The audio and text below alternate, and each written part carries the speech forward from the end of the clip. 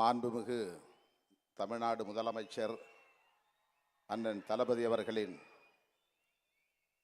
இந்த பிறந்தநாள் விழாவை தலைமை வகித்து சிறப்பித்துக் கொண்டிருக்கிற திராவிட முன்னேற்றக் கழகத்தின் பொதுச் செயலாளர் மதிப்பிற்குரிய அண்ணன் துரைமுருகன் அவர்களே, இந்த மகத்தான விழாவை ஒருங்கிணைத்து வெற்றிகரமாக நெறிப்படுத்தி கொண்டிருக்கிற சென்னை தெற்கு மாவட்ட திராவிட முன்னேற்றக் கழகத்தின் செயலாளர் மாண்புமிகு அமைச்சர் அண்ணன் மாசு என்கிற மா சுப்பிரமணியன் அவர்களே,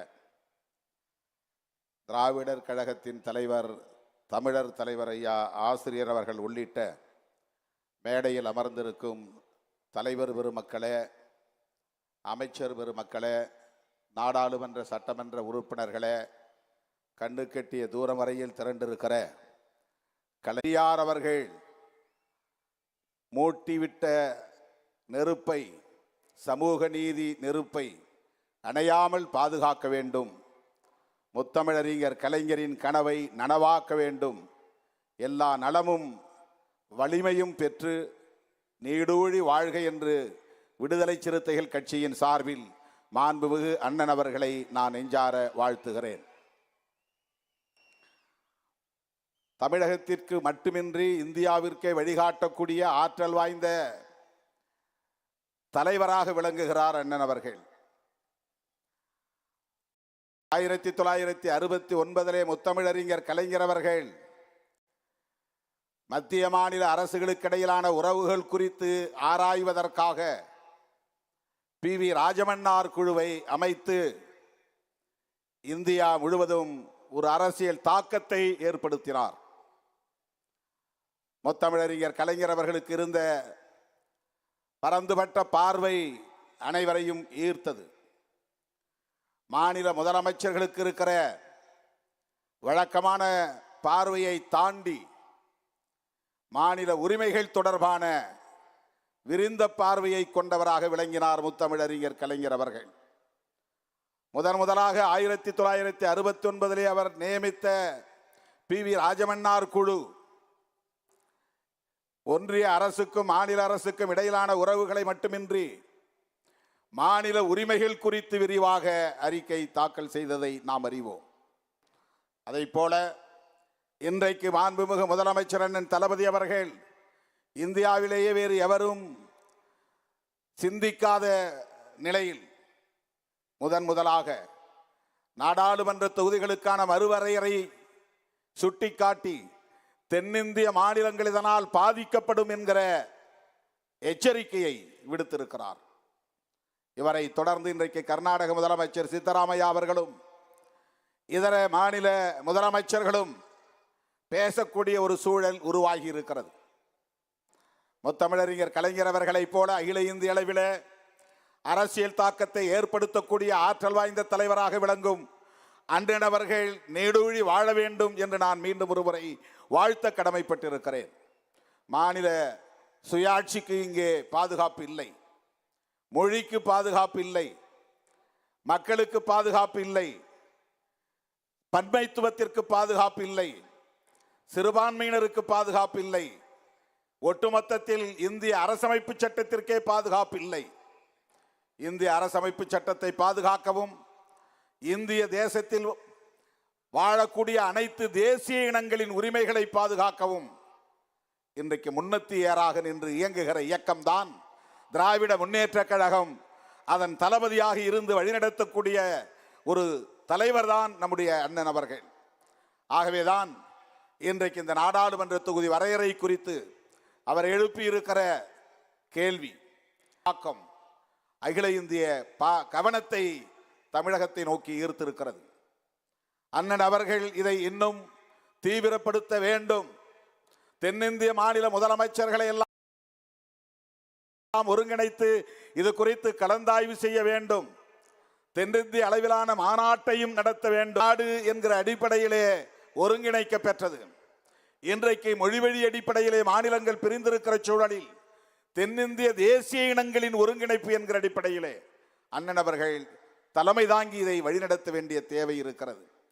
வட இந்திய மாநிலங்களின் நாடாளுமன்ற தொகுதிகளின் எண்ணிக்கை பெருகுமே ஆனால் நாடாளுமன்ற உறுப்பினர்களின் எண்ணிக்கை பெருகுமையானால் தென்னிந்தியாவின் தயவு இல்லாமலேயே, ஆதரவு இல்லாமலேயே தொடர்ந்து அவர்கள் பிரதமராக நீடிக்க முடியும், ஆட்சியை கைப்பற்ற முடியும், ஆட்சியை தக்க வைத்துக் கொள்ள முடியும். அதற்காகத்தான் அவர்கள் திட்டம் போட்டு காய்களை நகர்த்துகிறார்கள். தமிழ்நாட்டுக்கு ஏற்படுகிற பாதிப்பு மட்டுமின்றி தென்னிந்திய மாநிலங்களுக்கும் ஏற்படுகிற பாதிப்புகளை கவனத்திலே கொண்டு காய்களை நகர்த்துகிற அண்ணன் அவர்களின் முயற்சிக்கு நாங்கள் எல்லாம் உற்ற துணை இருப்போம். இது சாதாரணமான ஒரு பிரச்சனை அல்ல. தேசிய அளவில் பேசப்பட வேண்டிய மிக முக்கியத்துவம் வாய்ந்த, வரலாற்று முக்கியத்துவம் வாய்ந்த ஒரு பிரச்சனை. 1971ஆம் ஆண்டு எடுக்கப்பட்ட மக்கள் தொகை கணக்கெடுப்பின் அடிப்படையிலேயே இந்த தொகுதிகளின் எண்ணிக்கை வரையறுக்கப்பட்டது. அதுதான் இன்றைக்கும் தொடர்கிறது. 1952 ஒரு கமிஷன், 62 ஒரு கமிஷன், 72 ஒரு கமிஷன் என்று கமிஷன் நியமிக்கப்பட்டு 10 ஆண்டுகளுக்கு ஒரு முறை மறுவரையறை செய்யப்பட்ட நிலை 71க்கு பிறகு, 72க்கு பிறகு நடைபெறவில்லை. பல்வேறு தவிர்க்க முடியாத அரசியல் காரணங்களால் தள்ளி போனது. 50 ஆண்டுகளுக்கு முன்பிருந்த மக்கள் தொகை அடிப்படையிலேயே இந்த தொகுதிகளின் எண்ணிக்கை தீர்மானிக்க பெற்றது. 39 என்பது 1971ஆம் ஆண்டு தமிழ்நாட்டில் இருந்த மக்கள் தொகை அடிப்படையிலே நிர்ணயிக்கப்பட்ட ஒன்று. அன்றைக்கு 4.25 கோடி பேர் தான். ஆனால் இன்றைக்கு 2 மடங்கு உயர்ந்திருக்கிறது, 2 கோடிக்கு மேலானவர்கள்.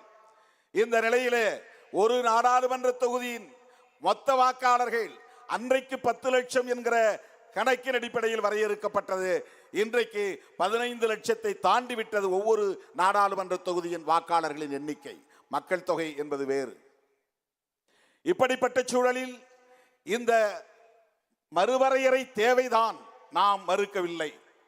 ஆனால் குடும்ப கட்டுப்பாடு திட்டத்தை வெற்றிகரமாக நடைமுறைப்படுத்திய காரணத்தினாலேயே ஒப்பீட்டளவில் தமிழ்நாடு உள்ளிட்ட தென்னிந்திய மாநிலங்களின் மக்கள் தொகை வளர்ச்சி விகிதம் என்பது வடஇந்திய மாநிலங்களை விட குறைவாக இருக்கிறது. இன்றைக்கு உத்தரப்பிரதேசத்தின் மக்கள் தொகையை தமிழ்நாட்டின் மக்கள் தொகையோடு ஒப்பிடுகிற போது தமிழ்நாடு மிகவும் பின்தங்கிய நிலையிலே இருக்கிறது. இந்த நிலை நீடித்தால் தமிழ்நாட்டில் தமிழர்களின் எதிர்காலமே கேள்விக்குள்ளாகும் என்கிற நிலை. எல்லோரும் இப்போது திருமணம் செய்தால் 2 குழந்தைகள் என்ற நிலை மாறி ஒரு குடும்பத்திற்கு ஒரு குழந்தை என்கிற நிலை உருவாகி இருக்கிற சூழலில் எதிர்காலத்தில் தமிழர்கள் எண்ணிக்கை என்பது மிக வெகுவாக குறையும். இதனால் இனம் அழியும் என்கிற கவலையை பலரும் இப்போது விவாதித்துக் கொண்டிருக்கிறார்கள். நாம் அன்றைக்கு விசா காலத்திலே இந்திய ஒன்றிய அரசு இட்ட கட்டளையை ஏற்று வெற்றிகரமாக அதை நடைமுறைப்படுத்திய சூழலில் இன்றைக்கு மக்கள் தொகை குறைந்திருக்கிற சூழலில் இந்த ரெப்ரசன்டேஷன், பிரதிநிதித்துவத்தின் எண்ணிக்கை குறையும் அபாயம் ஏற்பட்டிருக்கிறது. நம்முடைய பார்லிமெண்டரி டெமோக்ரசி என்பது ரெப்ரசன்டேட்டிவ் டெமோக்ரசி என்பதுதான், மக்கள் பிரதிநிதித்துவ ஜனநாயகம் இது. எனவே இந்த தொகுதிகளின் எண்ணிக்கையை உயர்த்த வேண்டும் என்பதை நமக்கு மாற்று கருத்தில்லை. ஆனால் இந்தியா முழுவதும் ஒரே அடிப்படையில் இந்த உயர்வு இருக்க வேண்டும். மாண்புமிகு முதலமைச்சர் அவர்கள் இதை முன்மொழிய வேண்டும். எல்லா மாநிலங்களுக்கும் சராசரியாக 20% இடங்களை உயர்த்தலாம் என்கிற அடிப்படையில் ஒரு ஆலோசனையை வழங்கினால் நம்முடைய எண்ணிக்கை கூடும், எல்லா மாநிலங்களிலும் அது பொருத்தமாக அமையும் என்கிற ஒரு வேண்டுகோளை வைக்க நான் கடமைப்பட்டிருக்கிறேன். இதை மறுக்க முடியாது, மறுவரையறை கூடாது என்று சொல்ல முடியாது. மக்கள் தொகை அடிப்படையிலே மறுவரையறை செய்யப்பட்டால் தமிழ்நாடு கடுமையான பாதிப்புக்குள்ளாகும், 8 தொகுதிகள் குறையும் என்கிற கணக்கை அண்ணன் அவர்கள் அண்மையிலே எடுத்து சொன்னார். இது பொய் என்கிற அடிப்படையிலே அமித்ஷா சொல்லிவிட்டு போயிருக்கிறார். மக்களை ஏய்ப்பதில் அவர்கள் வல்லவர்கள், அரசியல் கட்சிகளையே ஏமாற்றுவதில் வல்லவர்கள், கூடி பழகி அவர்களை அழித்தொழிப்பதிலே வல்லவர்கள். அப்படிப்பட்டவர்களின் கைகளில் இந்த நாடு சிக்கிக் கொண்டது. ஆகவே பகுத்தறிவு பகலவன் தந்தை பெரியார் முன்மொழிந்த சமூக நீதி அரசியல்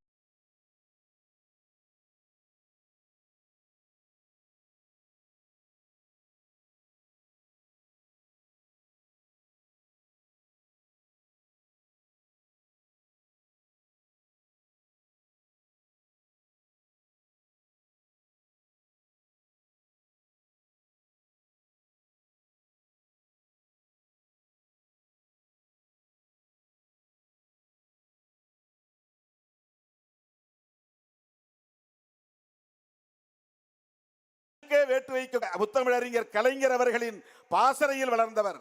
ஒரு கருத்தியல் வாரிசாக இன்றைக்கு அரசியல் களத்திலே துணிந்து சனாதன சக்திகளுக்கு எதிராக போர்க்குரல் எழுப்பிக் கொண்டிருக்கிற அண்ணன் அவர்கள் தேசிய இனங்களின் ஒருங்கிணைப்பை முன்னெடுக்க வேண்டும் என்கிற வேண்டுகோளை வைத்து அவர் எடுக்கிற அத்தனை முயற்சிகளுக்கும் விடுதலை சிறுத்தைகள் உற்ற துணையாக இருப்போம். மீண்டும் இந்த மண்ணில் உங்கள் தலைமையிலான ஆட்சி அமைவதற்கு விடுதலை சிறுத்தைகள் உற்ற துணையாக இருப்போம்.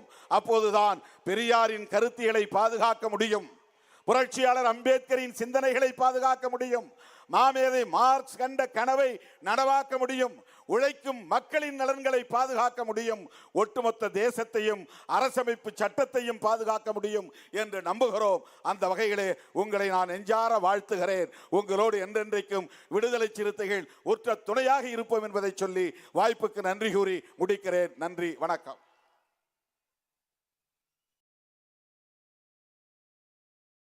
அடுத்து